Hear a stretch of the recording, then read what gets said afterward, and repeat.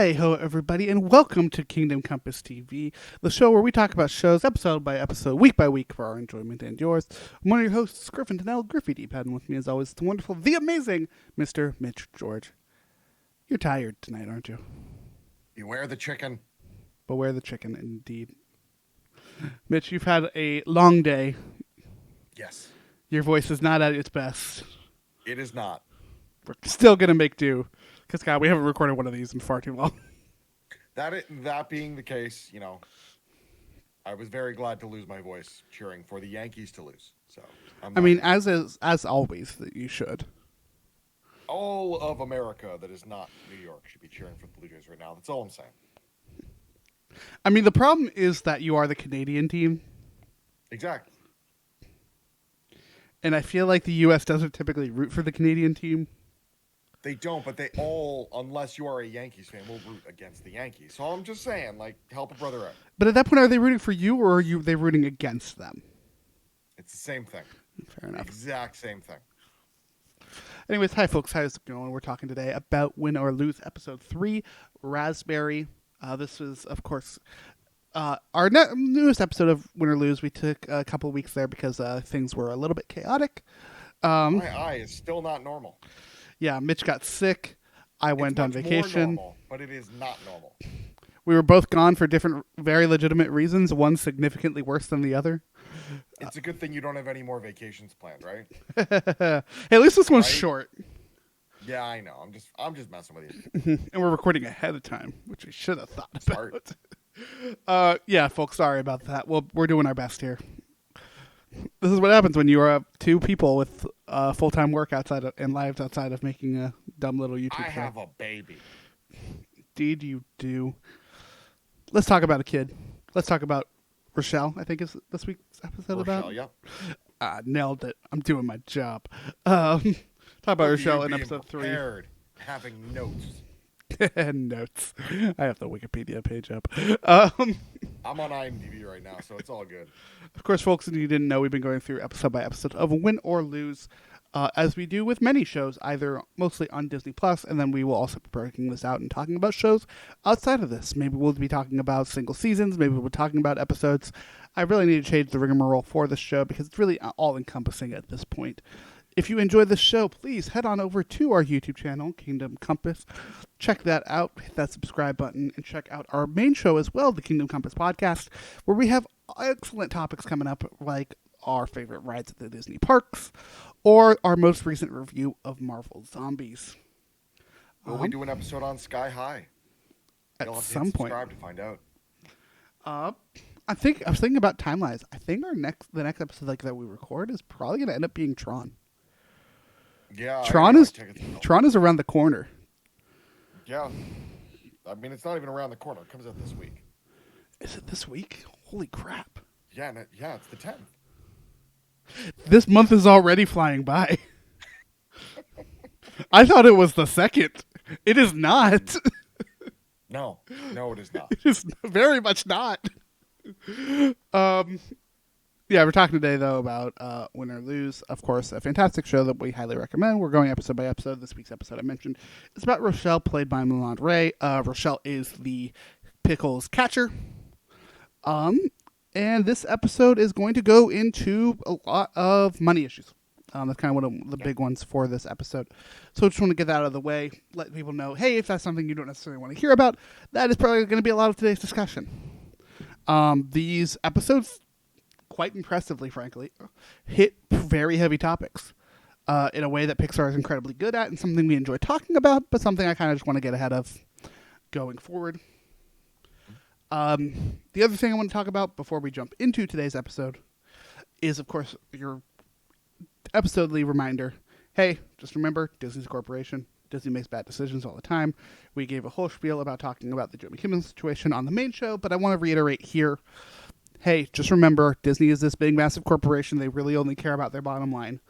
Around here, we might talk about how we really enjoy their products, because we do. But Disney is still Disney, and that is a reminder for that. I'm going to try to bring that reminder up more often. It really should just go into the rigmarole. Oh, my God. Okay, Mitch is dying. Oh God, yeah, we gotta keep this one moving. All right, let's talk about this week's episode. Of course, this is a full spoiler show, so we're talking about this full spoilers. Go watch the show and come on back if you haven't. Mitch, episode 3. You've obviously seen the entirety of this show. I have not. Correct. Every episode of the show keeps hitting harder and harder, and this one hit so hard for me that it was honestly hard to watch. I mean, very timely, just given the the state of the global economy to watch something like this, or even, a lot of us can relate. I mean, we've we collectively have lived through now what 3 financial crises, a housing market collapse, We're at the beginning of uh, another one. the potential for the start of a third world war, an event 25 years ago that made us all take our shoes off at the airport, a global pandemic. Like we are a traumatized generation, and that is without a shadow of a doubt. So I think a lot of us can relate to Rochelle's experience here and just having to feel like an adult sooner than you necessarily would have had to have. Um, and it will be interesting as we get into future episodes. And I love what this show does, and it doesn't do it as much here. It is more of a future, not a spoiler, but just how the stories of characters we've already been introduced to will interweave with these stories. Because you see something like this, it's like, wow, Rochelle's mom's really not got her stuff together. I mean, but this And episode it's does tough. intertwine, especially with last week's episode with Blue, of Yeah, seeing the cheating. that's And true. Yeah. seeing what was happening and why. This episode very much reminding me of Turning Red, actually. Yeah. But like, I really love how this goes. If she finds her way to be able to make money, and she's all in because she has to. It's just kind of a sad fact of the world where it's like a lot of these things that are those community building, incredible moments that are going to be those things that define human beings cost money. Like that is just how the world works at the moment. And Unfortunately. while that sucks, it is a very much a shared experience, which I think is why this episode hits so much. Like, even just in general, regardless of financial situation, money is stressful. Like, Yeah. there is no other word I can think of to define money other than stressful. Yeah, I mean, we were talking about that today a little bit of like, you go to a sporting event now, one, and I think it relates well to back to the show and the whole thing centering around a softball team. That's not the reason I'm wearing the J stuff. I'm wearing the J stuff because I basically got home from the game and said, Griffin, let's record an episode. You go to anything right now, you want to experience anything, you want to be part of a group, a moment, and God, what a moment 10-1 against the Yankees at home is. But it's expensive, right? My mom and I were in the car on the way home. We were doing the match. Like, I'm like, yeah, I bought a beer. I bought a souvenir pop or soda, however you want to call it. And the trick to that is you buy the souvenir soda. Typically, depending on where you are, souvenir soda means free refills. So, you know, that I made my money back on that pop, you know, 3 or 4 times over. And a poutine because I'm Canadian. But the whole thing came to like $45 for an afternoon. Other than the ticket, like to be a part of an experience like that, everything is at a premium, and you see this as well, especially in youth sports, where it can be really expensive at times, especially depending on the sport. Here, people joke that if you want your kid to go professional in hockey, you basically have to take out a second mortgage because equipment, and I think you can look similarly at things like football Yeah, I and grew up other playing heavy football, equipment sports, and even I baseball. had lucky situations with football where it's like the league that I played in as a kid owned a bunch of equipment that they would Mhm. actively give to their players for the season to make sure that these kids were not hurt. And that worked well, but I mean, even then, I'm still buying a helmet, and the helmet Yeah, alone is costing a lot. Not to mention the fees for playing in the league, gas to get to games and practices, not to mention just the actual time aspect of it. Like, sports is wonderful, and I love it. Like, sports is very much in the core DNA of who I am. It ain't cheap no, for not by a any long shot. any situation, kids or Apart adults. from sports, you can just play with a ball and a stick. So, like football, soccer, um, cricket. all of these are very approachable sports. But Even then, now, yeah, you like, look right, at I'm joining a rec flag football team here at my job, and it's like, okay, well, we're going to pay for this, this, this, and this, mhm, and it's like seeing the numbers. And luckily, I'm in a situation where work is paying for it, but even if it's not, I would not join it because it's just no. does not make I, financial I, I sense. I play in a rec softball league, and between the league fees, batting gloves, cleats, Yeah, can I just say why the hell are cleats so expensive? I don't know. What I tend to do for mine, if I need a new pair, I keep an eye out like in now, like September, October, and grab them on clearance once the seasons are over. There's also nothing wrong with secondhand. If you have a Mm-hmm. secondhand sports store and you've got kids, nephews, nieces, whomever that are looking to get into a sport, but it's not. I've never owned a new pair of hockey skates. Hockey skates are goddamn expensive. So we always bought secondhand as kids. It was just what we did. Yeah, I would And warn people for it for cleats, yeah, um, just because secondhand those get pretty nasty. mm, But yeah, otherwise, yeah, I totally understand.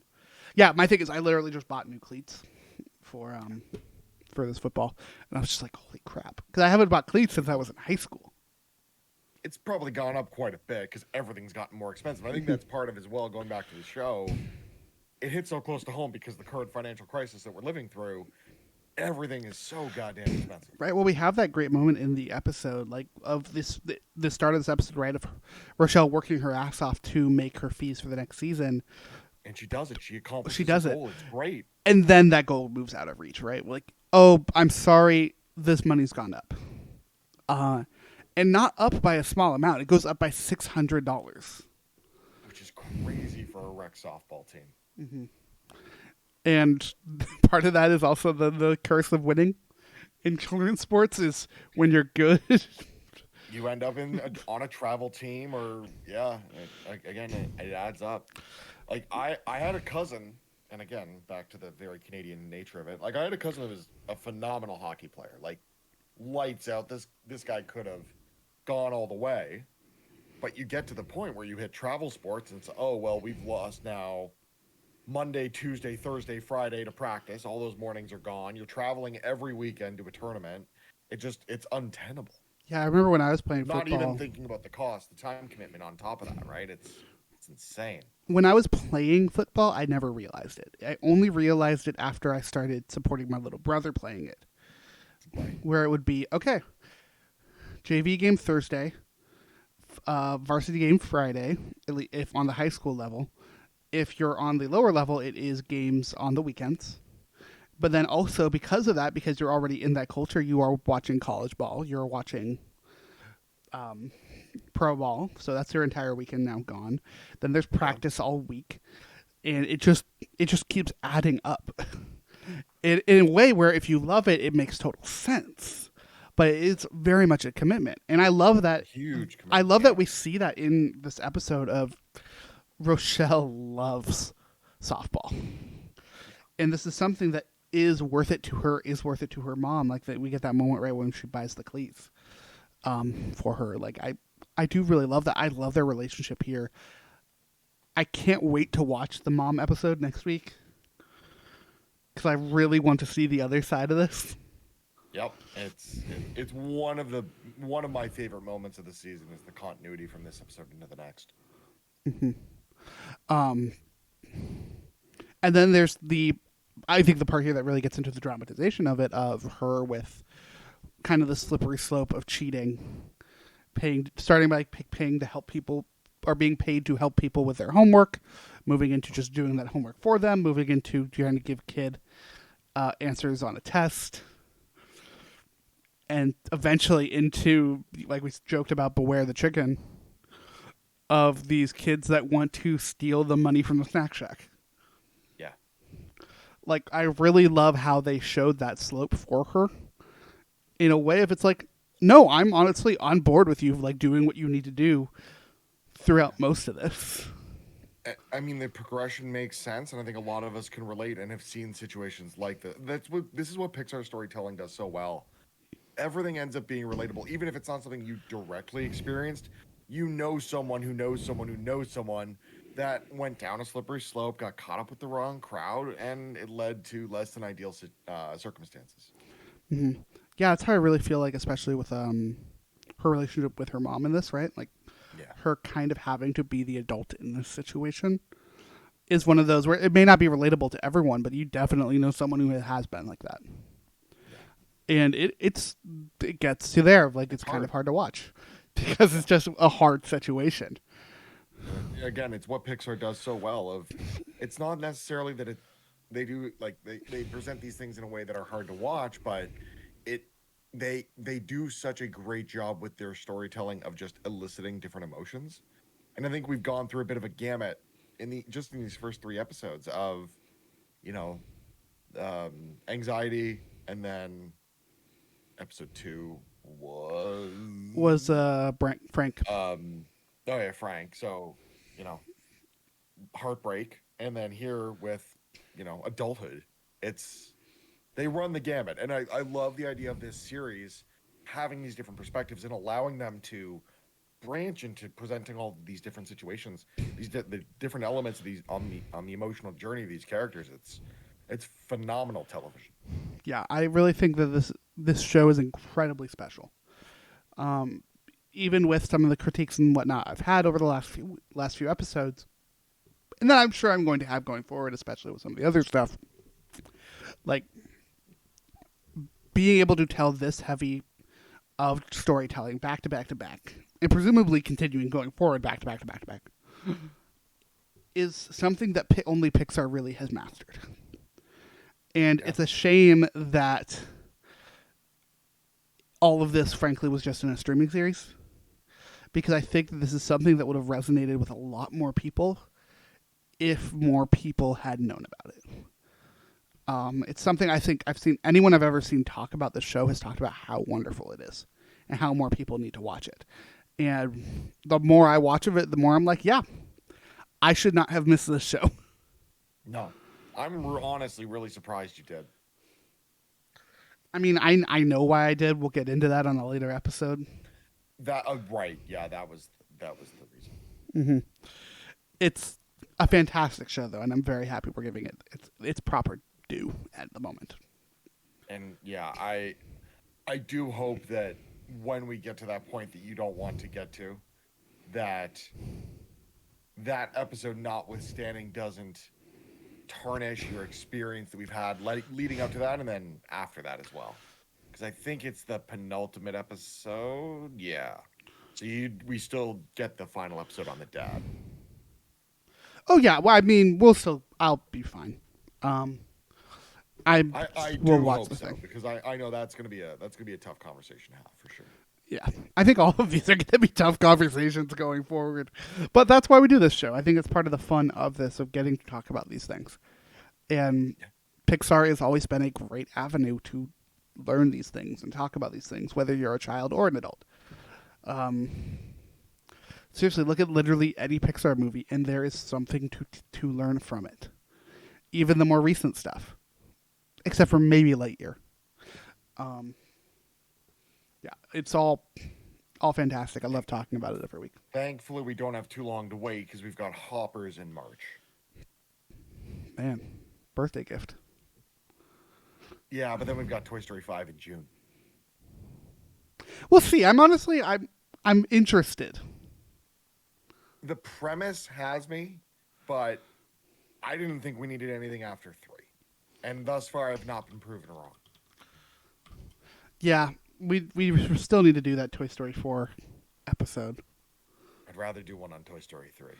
But like, look, I'm curious, especially with like the people they've cast for episode Yeah. 5 or yeah, We number should 5. honestly do all 4 leading up to 5. I think that'd be a lot of fun. We're getting Ernie Hudson in a Toy Story movie, and that is freaking Yes, we awesome. are. Yeah. And then also Anna Faris, who is also amazing. But also, don't forget, between now and the end of the year, we have Predator. We have A Very Jonas Christmas. Oh right, I forgot about that.